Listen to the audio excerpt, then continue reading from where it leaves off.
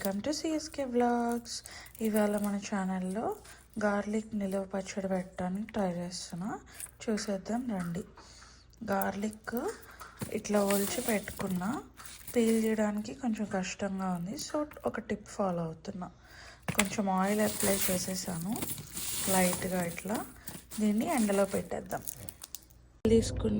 తీసుకోవడానికి ఇట్లా oil apply చేసేసి ఎండలో పెడదాం.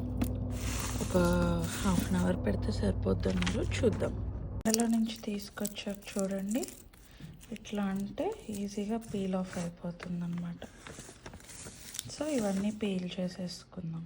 తొక్కలు తీసేసుకున్నాక ఆయిల్ వేసేసుకొని, సపోజ్ ఒక 3 టేబుల్ స్పూన్స్ ఆయిల్ వేసుకొని, జీలకర్ర 1 టీ స్పూన్ మెంతులు వేసాను.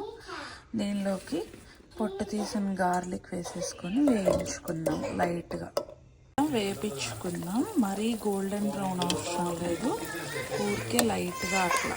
లైట్గా వేగింది పక్కకు తీసుకుందాం. ముక్కలు తీసేసుకున్నాక ఆయిల్లోకి 1 కప్ ఆయిల్ వేసేసుకుందాం.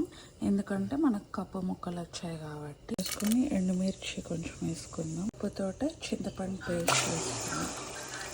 ఇది వేగనిద్దాం. పసుపు వేసుకుందాం కొంచెం. కొని పక్కకు తీసి పెట్టుకున్న ముక్కలు వేసేసుకుందాం. ఈ స్పూన్తో 5 స్పూన్స్ ఉప్పు వేసుకుందాం. 8 స్పూన్స్ కారం వేసుకుందాం. బాగా మిక్స్ చేద్దాం. ఇట్లా ఆపేద్దాం. ఇంకా ఇప్పుడు ఆవాలు మెంతుల పిండి వేసుకుందాం. ఆ స్పూన్తోనే ఒక 3 స్పూన్స్ బాగా మిక్స్ చేసుకుందాం. గార్లిక్ పచ్చడి టేస్ట్ చేసి చెప్పండి ఎలా ఉందో.